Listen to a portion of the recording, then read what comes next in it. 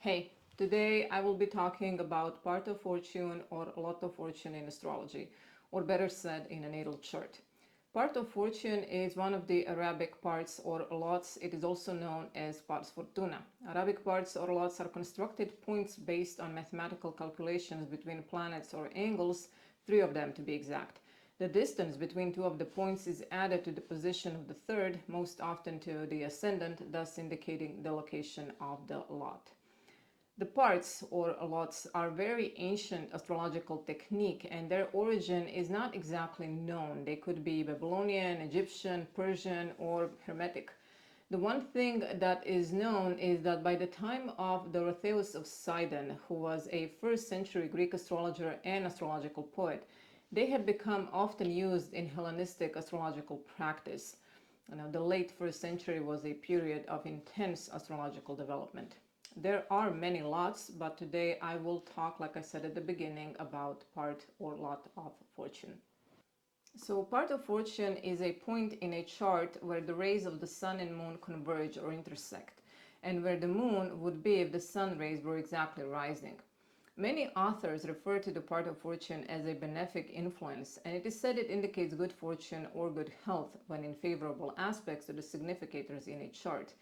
James Wilson, in his dictionary, says that the part of fortune is nothing but a phantom hatched in the brain of Ptolemy and has no influence whatsoever. Some writers say part of fortune may become Heileg or the Afeta, the giver of life. That is a term for the planet with the greatest essential dignity. Or it can be the ruling planet at the time of birth. So they say that part of fortune can become Heileg in a nocturnal chart if the moon is decreasing in light and both the sun and the moon are below the horizon and not in place of Heileg. They also say that part of fortune may become a Nareta or interfector or destroying planet. So that is a planet that is capable of destroying and offers a threat to the Heileg at birth and by direction. Anareta may be a malefic planet, the lord of the eighth house, a planet placed in the eighth house, and so on. I will talk more on Anareta and Heilig and other Arabic points probably in the next video, I think. Now back to Pars Fortuna or Lot of Fortune. Its symbol, a cross within a circle, is that utilized by astronomers to represent the Earth. It is the ancient Chinese symbol Tian, meaning a field, used by the Egyptians to signify territory. Part of fortune is generally considered the house position of Fortuna is an indication of the department of life that will most readily contribute to the financial welfare of the individual. If so, it tends to lend emphasis to the theory that one succeeds best at that which one likes best, that congeniality of occupation is a contributing factor to success in that respect.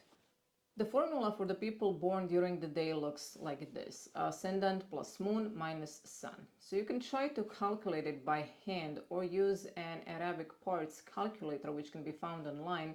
There are many of them, and for those born during the night the formula goes ascendant plus sun minus moon. Now these calculators can sometimes be wrong, so I suggest doing it by hand if you are really interested. And if you want me to share it with you how to do it, please let me know in the comment section below and I will show it in the next video. So here is part or lot of fortune in signs and houses and what it could mean. If part of fortune lands in Aries sign, this may indicate displays of boldness, acting on instinct, asserting one's will, and creating various works and deeds. Part of fortune in the first house indicates ability to focus energy in one direction, acquiring power over oneself, not being dependent on the opinions of others. Most often these people do not receive help from others, but they do need the company of other people. Part of fortune in Taurus indicates performance of art, sensual encounters, changes in material fortune, meeting people who influence one's self-esteem. Part of fortune in the second house indicates a sense of self-knowledge in a way. Fulfillment comes from knowing how to maintain personal integrity, achieving inner stability, and finding values that cannot be altered by others or by society. Part of fortune in Gemini suggests conveyance of ideas, performances, sports activities, exchanges with people who feel or are like family, and conversations with strangers. Part of fortune in the third house indicates intellectual approach to hobbies and problem solving, so thinking clearly brings much satisfaction. Security is based on thought, not on the material world. realizing that the truth goes beyond the mental barriers that separate people. Part of fortune in Cancer suggests displays of emotions, taking care of others, experiencing emotional events, work with women or those in mothering role. Part of fortune in the fourth house indicates one will likely become a good provider. One realizes the importance of good structure, order, and responsibility, dealing consciously with the things of the material world, participating in common projects that brings one closer to others. One learns to plant the seed before getting the benefits of the harvest. Part of fortune in Leo indicates promoting oneself in interactions, exchanges with leaders, enjoying time with friends, and interactions with people seeking attention.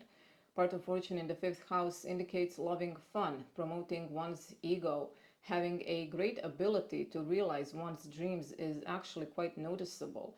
One learns that creation is 1% inspiration and the rest is effort, knowing oneself through doing, not thinking.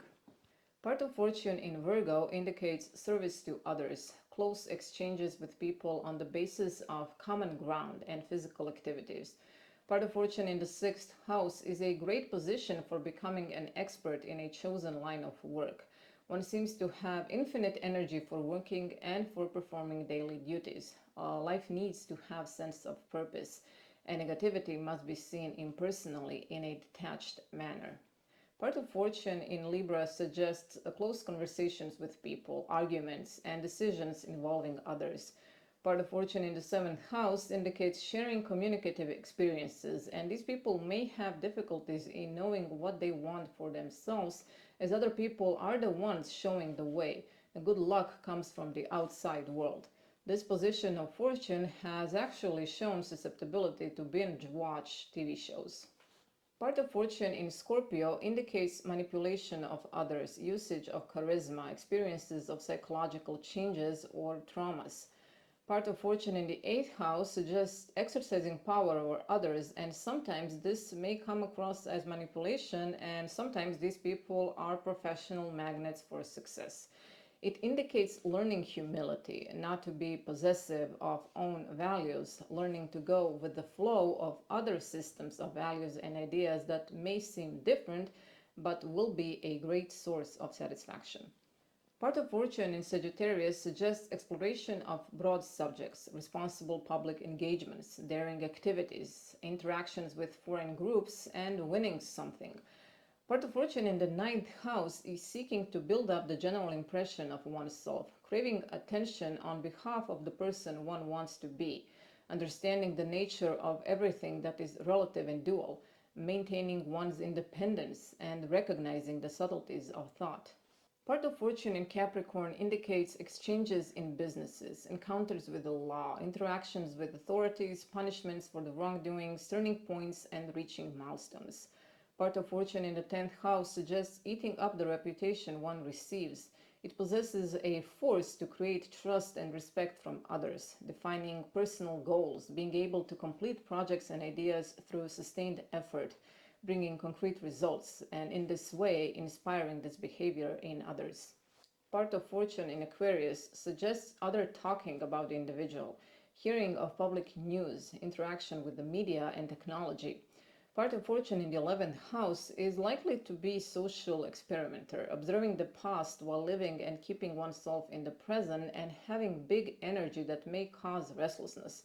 These people are lucky enough to meet special people who help in their search and are inspiring, thus making them manifest their visions. Part of fortune in Pisces suggests practice of spirituality, creative use of imagination, experiencing health problems and secrets. Part of fortune in the 12th house indicates understanding the truth of life, experiencing everything from neutral and impersonal plane. Now, periods of solitude are very beneficial to these individuals, and the greatest truths will be revealed through meditations and silence. Today's quote is by Publilius Syrus. He was a Latin writer best known for his Sententia. These are brief moral sayings. He was also a very good improviser. He was brought as a slave from Antioch to Rome, but by his talent he won the favor of his master, who granted him freedom and educated him. He said, or he wrote, "Fortune is like glass. The brighter the glitter, the more easily broken." Thank you for being with me today. Please subscribe, press a like button, talk to me in the comment section, and I will be seeing you in a couple of days. Bye.